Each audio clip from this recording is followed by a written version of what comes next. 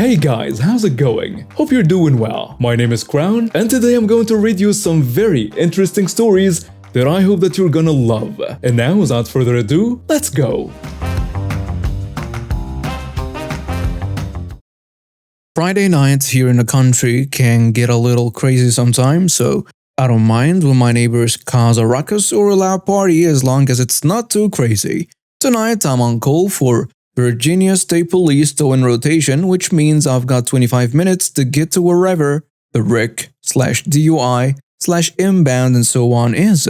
As luck would have it, my neighbors are having a party, and guess what's blocking my driveway? That's right, about 25 to 30 cars. I live down a dirt road at the end of a cul-de-sac, and it's pretty narrow. One in, one out type of deal.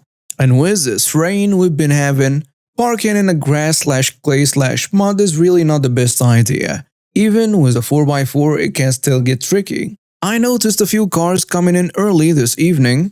I walked over to my neighbors and made it pretty clear I was on call, and as long as they didn't block the road or my driveway, all will be good. No problems here. Well, I got a call from my boss asking if I can go warm up the rotator and a light-duty flatbed, tow trucks. It's about 12:30 a.m., so I get my boots on and other gear because if I'm up, I might as well stay at the shop and clean a few things to stay busy and make the night move along. I get in my car, and as I'm backing out of the driveway, I notice I'm blocked in. I don't mean by one truck, but by nearly 15 different vehicles. I calmly walk over to my neighbors about 1/8 mile hike, and as I'm looking for them through the crowd of drunk teenagers, some idiot wants to know why I'm on his property. He's not the property owner. I've never seen this classy gentleman before. Finally, I find my neighbor and ask her if she can move the cars. I've got to go to work, and she says in a normal tone, doesn't tell over the music into the house, "Whoever's blocking the driveway next door, move your trucks," then slams the door in my face. I knock again, and she answers with a drunken, "Oh God, this witch again." Internally, I'm thinking, alright then. I do my best to explain. I'm on call and need to get out of my driveway to go to work. She comes back sloshing in natural light, exclaiming, "It's a party, relax." Shut the door in my face and yells, "Screw that dyke jerk." I smile, and as I'm walking away, a macho man throws a beer at me and cackles, "Yeah, you best leave. Go on, get." I get on a phone with dispatch and call for as many trucks as we have available tonight, about 10, and tell them to come on over. Mama's got some private property inbounds. I call police dispatch and ask if they'd send out an officer in case things get out of hand, and as soon as he gets to my place, my rigs start rolling up and hooking vehicles up and taking them to the impound yard. We get down to the last 3 vehicles, a yellow Civic, gold Silverado, and an old F-150. A Civic owner bolts to his car and takes off. The Silverado girl, pretty wasted, gets stuck and starts steering up my property. Officer walks over and she throws a fit. Long story short, she gets arrested for underage drinking and DUI. The Ford owner doesn't even show up. I get to work after all the impounds, and with me I brought coffee and snacks for my drivers. Tomorrow's not a business day, which means if these tools want their cars back, it's going to be the regular $290 plus 2 days of storage at $55 a day, and the $100 gate fee. I make a note in every single storage sheet, papers that the vehicle owners get, to thank the girl who had the party for getting towed. Several of the kids' parents called wanting to know where their cars or trucks were. I gave them the yard address and told them they can come anytime. As soon as they started shouting about illegal tows and threatened with lawyers, I showed them pictures of their cars with no parking signs and explained that I tried to reason with the owner of the property, me, but she was tired of being blocked in by drunken teenagers. There are signs on my road saying no parking and not to block the driveway. Do not piss off a tow truck driver. She will legally take your vehicles. Edit. The gate fee is only for after hours. It covers expenses of overtime for the office staff who have to get out of bed and come to work in the middle of the night. So starting out by saying that this happened to a friend of mine and they gave me permission to share it. I used to do part-time volunteer work for a local park. It was pretty basic stuff like picking up trash and light security. which was just making sure that people aren't damaging the park property or to report anything shady going on. This park was fairly big and had a jungle gym in the back of it behind the wall of trees. One day I noticed that there are tire marks in the grass right where a turnout of the back is. It's fairly easy to make that turn and doesn't come out of nowhere or anything. So I don't know why someone would go through the grass. Also keep in mind it was very muddy and cold, so the tire marks were pretty much cemented in after the grass was run over. I called my supervisor and they said that we will fix that area when it gets a little warmer, which it was going to be later that week. A couple days later, when I'm near the front of the park patrolling, I notice a minivan coming up from the back of the park. It goes right through the same area of the grass that was previously run over. I couldn't believe I just witnessed it happen. The turn doesn't come out of nowhere and you can clearly see that going straight out will take you through the grass. I start jogging towards the van, waving my arms to get the driver's attention. She stops and rolls down her window, wearing thick sunglasses and looking at me confused at first. She also had 2 kids in the back. What? Excuse me, miss. I'm one of the park workers. You drove straight through the grass back there. With how muddy it is right there, the grass gets damaged very easily. Okay. She clearly didn't care and shocked me a bit that she didn't apologize about it. Well, the grass is going to need to be put back down. I understand if it was a mistake, but please be more careful when coming out from the back. I can tell she's giving me a dirty look, even with her giant sunglasses covering most of her face. Oh, whatever. She says rudely and drives out towards the entrance after I say thanks and back away from the van. Fast forward a couple days, me and my supervisor had finished flattening the dirt and putting down new seed for that area in the morning. I was pretty happy with how it turned out and the grass would look better than it did before once it grew. Later that day when I come back to patrol the park, I notice the same minivan in the back parking lot. I head over to the jungle gym area and of course I see the entitled mom on a bench looking at her phone while her kids are playing. I was hoping in the back of my mind that she would have listened to me yesterday, but judging from how she acted, I was doubtful. I did a couple walks around the back area making sure there wasn't any trash. When I saw her tell the kids it was time to go, I sprinted towards the front of the park entrance, stand in front of a car at the front and pull my own pair of sunglasses on. I keep them in a fanny pack along with some medical supplies and my phone, so that she wouldn't recognize me and stay on the path. Like how you slow down on a road when passing a police officer, once her van starts coming up, I'm watching in disbelief as once again she doesn't turn and goes right through the same area again that we had just fixed up this morning. I am pissed now. I walk up to her van, this time being in the middle of the pavement, and she stops when I approach, rolling down her window and giving me a pissed look that I stopped her again. Oh my god, what do you want? Miss, you ran over that area again. We had finished fixing it this morning and you just ran it over. So? It's just some grass. You should just make that whole area pavement so it won't get run over. You can clearly see that the grass is in front of you when you drive up from the back area. It doesn't come out of nowhere, and we've never had anyone run over that area. Only you. I had a frustrated tone in my voice but was still trying to be polite. Her kids in the back were glued to their tablets and weren't paying any mind to me other than when they heard their mom swear. They looked to be around 6 to 8, I think. She gives me one more nasty look before rolling up her window and driving away. Didn't even respond to my last point. Also, she almost ran over my foot since she didn't wait for me to back away from her van before driving off. That was my tipping point. I called my supervisor again and told him what happened. I could tell he was pretty pissed over the phone but said that he had a plan to stop that area from getting run over anymore. I met him on Friday morning and he has this giant boulder in the back of his pickup truck. I instantly knew what we were going to be doing with it.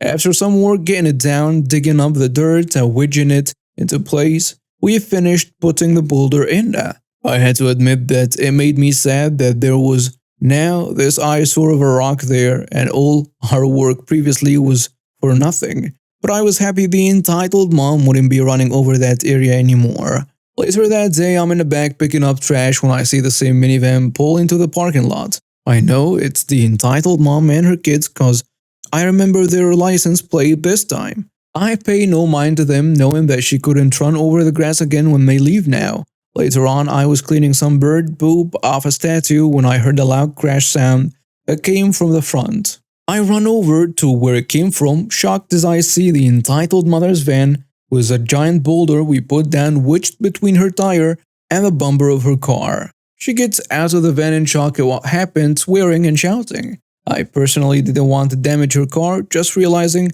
she couldn't drive through the grass anymore, so I did feel some guilt at seeing the giant boulder wedged in her car. I came over to the other side to see that the wheel was off the ground slightly and the front bumper wedged atop the boulder. I don't know how she even managed that, honestly. She sees me and immediately gets a look of pure, concentrated anger. You! She starts walking up to me, stomping her feet.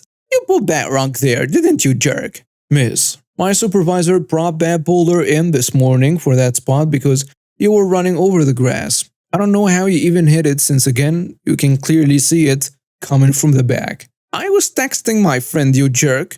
You're going to pay for this damage. Yeah, I don't think so. She fumes and heads back to her car. She has her two kids get out and go sit at a nearby table, both still playing on her tablets. The entitled mom got back in the car and is on the phone. A few minutes later, she tells me she called the police and that I'm going to be arrested for intentionally damaging her property. I admit I was a bit worried that what story she gave them probably wasn't the truth. So I called my supervisor again. He got here even before the police did. I saw him laughing as he pulled up and saw the situation. He walks up to the entitled mom and explains who he is, and she starts yelling at him about how she's going to sue and have him and myself arrested for the damage. A few minutes later, the police pulled up. She tells him that we intentionally put that rock there to damage her car. But we explained to the officer that she had driven over that grass several times even after we had fixed it, and we put that boulder down to keep her and others from driving through the grass. The police got some information from us and told the entitled mom that we were in the right to put that boulder down and aren't liable for her poor driving. The entitled mother tells her kids to get back in the car and actually starts to back out of the boulder. My supervisor, the officers, and I all watch as the boulder is scraping up the bottom of her car as she backs out. Once off it, her front bumper slams on the pavement and is now hanging down off the left side. Something under her car was also touching the pavement, which was apparent as she started to drive away, and the sound of something scraping against the road could be heard. The officers stop her and tell her that her car is now not safe to drive on a road and she needs to get it towed. My supervisor and I went home shortly after, smiling and laughing at what had happened that day. I can safely assume now she won't be going over that grass anymore. This is a story about a piece of crap receiving their deserved karma several years later. Many years ago, I worked in a lovely career of retail. It's sadly normal for there to be a constant flow of shop scum that make you despise their existence. And there are those that are so horrific that what they do is burned into your mind forever. Fortunately, one of these unforgettable moments allowed me to exact my revenge. I had only worked in retail for 1 year in this newly built store I was starting to settle in. Getting to know the great customers and understanding that some people shouldn't be allowed outside. Which, being a shy person who hates conflict, wasn't the best, but at least one of my customers was an absolutely adorable elderly lady who always made time to talk. It was an absolute joy to be with. It had been some weeks since I had last seen her, but one morning, I saw her car park into the disabled parking bay. She already has a blue badge. Only this time she hobbled out of the car on crutches with a pot on her leg. I didn't have a chance to talk to her yet when a work truck, which did not have a blue disabled badge, pulled into the disabled space next to her and out jumped an early 40s builder who was her teenage kid. Well, this little old lady was having none of this and must have absolutely massive balls of steel and stood up to this ignorant builder and politely informed them that they shouldn't be parking there as it's for the disabled and he doesn't have a badge. What happened next? I can't forget. This builder decided the best course of action was to humiliate and insult this poor elderly lady in crutches accuse her of faking her disability and claim the cast on her leg was a fake, and that she probably milks the benefit system for as much money as she could. Then walks up putting in an over-dramatic fake claim, laughing away with their teenage kid, whilst the old lady stood there in shock. Sadly, being one who lacks courage, I did absolutely nothing about it, and that would stick with me forever. I tried feebly to ask a manager later to do something about it, but they didn't care or want to get involved. For years, I worked in this store, always seeing this scum builder come in and out. Fortunately, I never interacted with this scum builder, but I saw them often, and every time I did, I would always remember what they had done vividly. I would still see them park in the disabled bays, and even get to the point where I would recognize them by the large blue Mercedes they drove. 7 years later, I was still working in the store, and the scum was still parking in disabled and looking like an absolute C-word. Yet, this year I was blessed with good fortune, and our store was outfitted with some absolute joyful equipment. Due to the high number of complaints, our store had set up a company to deal with the parking violations. But instead of having external parties coming in and ticketing cars, the staff of the store were given the ticketing machine, and it was our duty to go to the car park and record any cars that violated the parking rules. This was all done digitally, and there would be no paper tickets upon the cars. This was brilliant. As soon as I found out, I knew what I was going to do. It didn't take long for me to learn how to use the machine, and it certainly didn't take long for the opportunity to get revenge. And so, it began. There were 3 rules for parking, and if you break these rules, there is a lovely £80 fine in return each time it's happened. The first rule, no parking in disabled without a badge. And I know well that the scum builder is certainly violating this rule, and it wasn't long until I saw him next. And as soon as he entered the store, I quickly scurried out with the ticketing machine, and lo and behold, there was the oversized blue Mercedes in the closest disabled bay with no badge.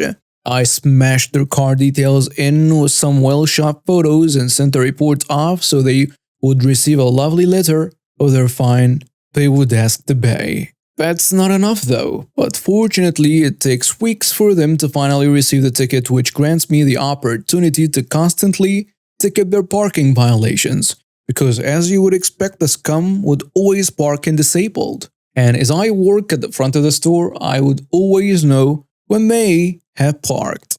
After ticketing their car dozens of times, the scum unfortunately learned their lesson, as their oversized blue Mercedes no longer appeared in disabled parking bays. But as you expect, the scum would still be scum, and they would find their new parking space inside child parking. Rule number 2. Do not park inside child parking without a child. Had this scum gotten enough, I thought? Of course. Now they haven't learned their lesson and continue to be a complete wanker and park in a child parking, which we didn't have many spaces for. At this point, I knew all their car details by heart and would gleefully fill out the ticket machine as I skipped over to their car violating the child parking and take the photos needed for them, including shots of their cars. Car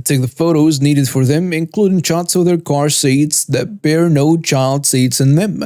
And as it became routine, this once again carried on a few weeks more of tickets being created, and eventually they started receiving the fines.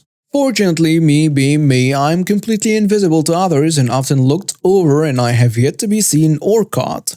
But as all good things must eventually come to an end, when the scum came into the shop, their blue turd automobile was no longer there, in child parking, or disabled. Has the scum finally learned their lesson? Would you be surprised if they had not, as it didn't take me long to find them. Rule number 3. You must park inside a marked bay. What a surprise, the scum still manages to screw this up. They will park over the line, taking 2 spaces up. Well, guess what? That's a job for me and my ticket machine. Trying to park inside a taxi parking but can't fit the big car in it? Boom. That ain't inside a marked bay, and ka-ching! Another ticket and fine for the have one single wheel slightly over the white line of a bay? Well, guess who technically broke the rule? Well, that's right, Scumbag did. And there goes a few more weeks of fun, until eventually Scumbag runs out of ways that they can't possibly break the rules and our company hires externally to start ticketing cars, so my beloved weapon of justice goes to rest. Now, I know what people are probably going to say, that all these fines are not enforceable because of blah blah blah, but I honestly don't care for a few reasons. Firstly, I'm being paid to do this, so either way my time or money isn't wasted. Secondly, it did have an effect as they repeatedly changed their parking habits. And thirdly, even if they don't end up paying, they are still going to spend a ton of money and effort trying to overturn them over and over again, having to constantly be harassed by mail. Overall, if all the fines are counted separately and added up, they would have received thousands of pounds worth of fines building up over time for being scum. The cherry on top, about 3 years later I walk by this piece of scum in a car park and watch as they scream at some innocent dude in a high-vis jacket accusing them for being the one giving them all the parking fines, which put me at peace knowing this must have seriously got to them and cost them to still be raving mad after 3 years.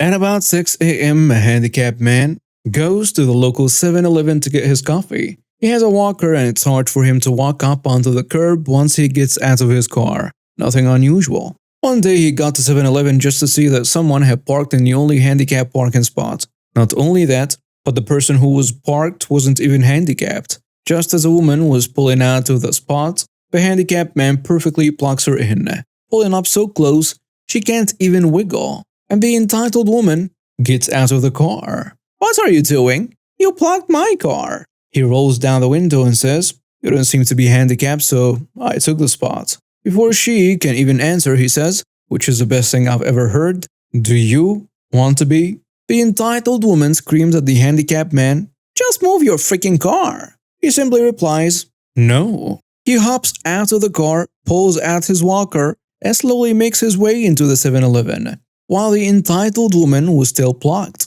Oh boy, he takes his sweet time, talking with the cashier and eating his bagel right in the store. Then he takes out the newspaper and starts reading. He probably stayed for about 30 minutes before backing away and leaving. The entitled woman was pissed, but at least she had time to think about her actions. A couple days ago, I went out to the store to get something I needed.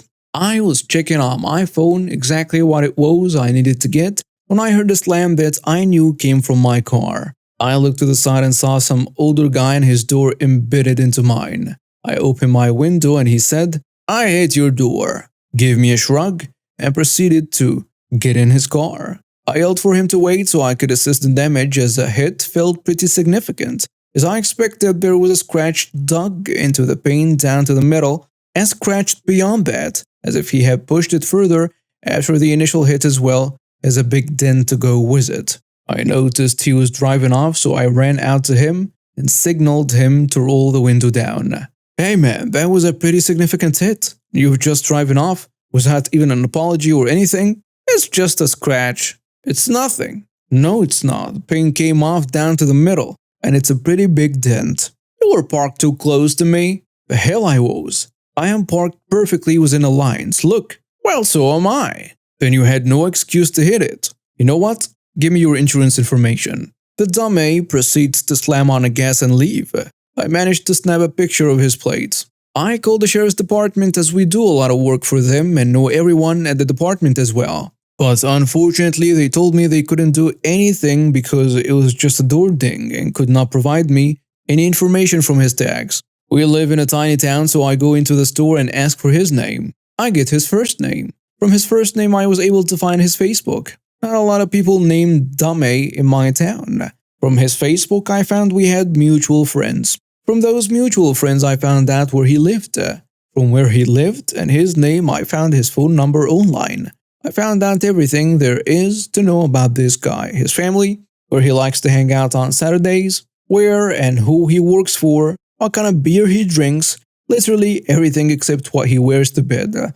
From his tags, I got the VIN online. I messaged him to give him a chance to do the right thing. That went over as I expected. It was Friday night, so I could not call anywhere to get more info. So I messaged him. To make it short, he kept saying meet me in the morning if it's so important. and making fun of me, saying how his car door has a red mark and how I can do whatever I want and he'll get away with it. Come Monday, I called the local DMV as my investigations said they can give me the name of his insurance company and nothing else was the information I have. I was right. I called in a claim yesterday and I got the email with the estimate totaling to almost $600. Here is a kicker. I work at a body shop and could have fixed it myself for free. Not even a dime. Only reason I went through with it was sweet revenge.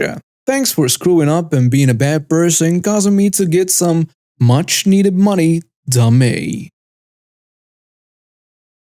I, male 19, work as a cashier in a gas station in Miami Gardens, Florida. Naturally, the people that come into the store tend to be on a crazier side. The store had a line of maybe 7 people. Now, at this point, I had the register closed, sign up, and I was stocking the vaporizers and accessories on the shelves behind the counter. My coworker was handling the customers in line. I turn when I hear the door opening. Another lady walks in without a mask on. I politely ask, "Excuse me, miss, do you have a mask that you could put on?"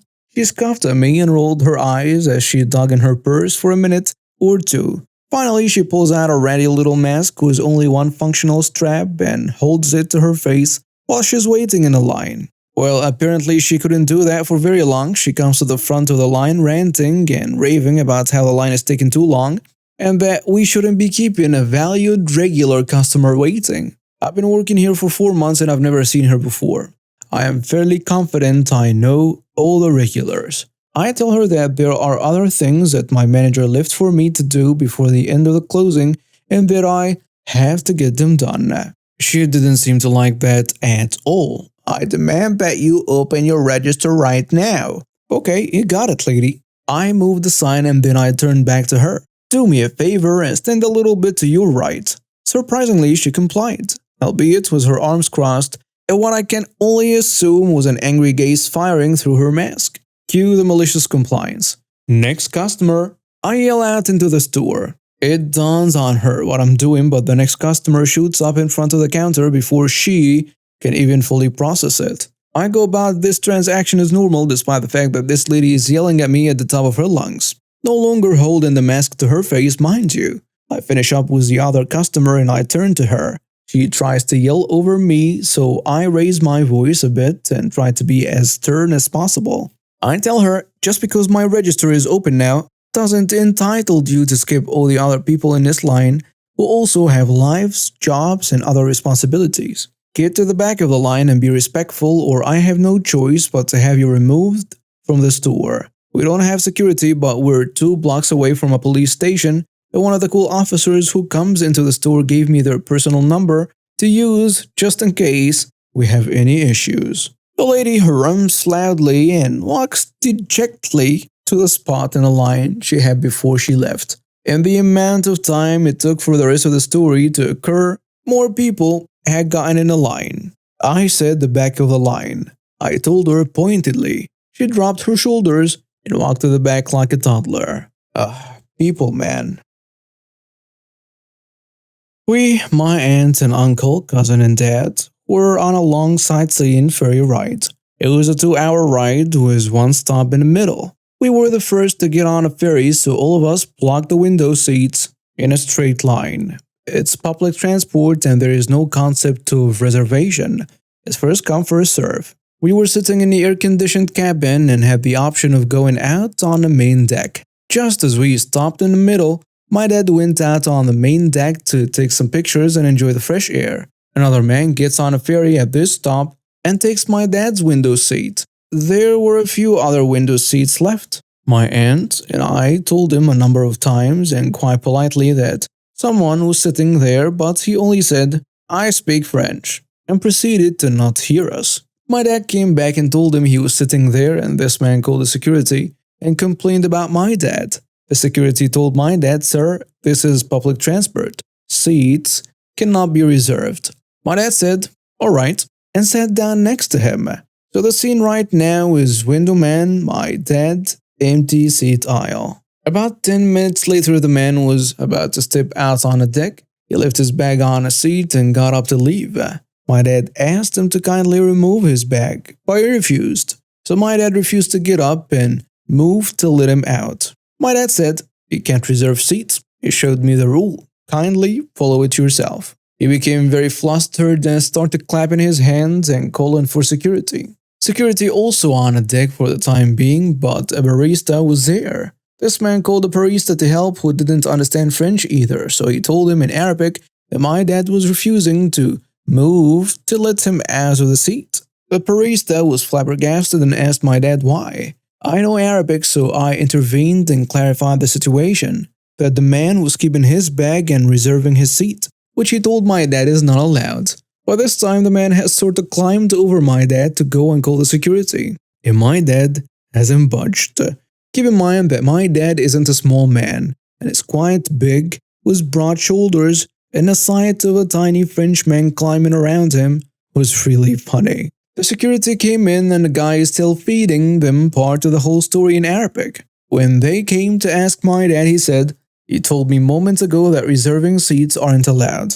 He was keeping his bag and going out to the deck, thus reserving his seat because no one would sit down in a seat with a bag in it. The security told him he wasn't allowed to do that and removed his bag. Now my dad got up and told him that he can sit beside the window. My dad just wanted to prove a point and came and sat beside me. The man was fuming and muttering, "Camera, police," and a number of colorful French abuses, which I know because I have a French friend. He's glaring at us as I'm writing this, and guess what? He isn't sitting on a window seat anymore. Edit. For anyone saying we should have not blocked a bunch of window seats, firstly, the ferry was mostly empty and a lot of window seats were empty because we went during non-peak hours. Secondly, it was a vacation. All of us paid for the seats and wanted to have the best experience. It wasn't traveling from point A to point B, it was a sightseeing tour. And we wanted the best views individually, not sit as a group and have one person enjoy it. And no one was screaming to talk to others. We might take the best seats, but we are still courteous. Edit 2. My dad didn't call security the first time or the second. In both instances, a man called security. The first time my dad requested him once, and he said he doesn't speak English and got the security involved.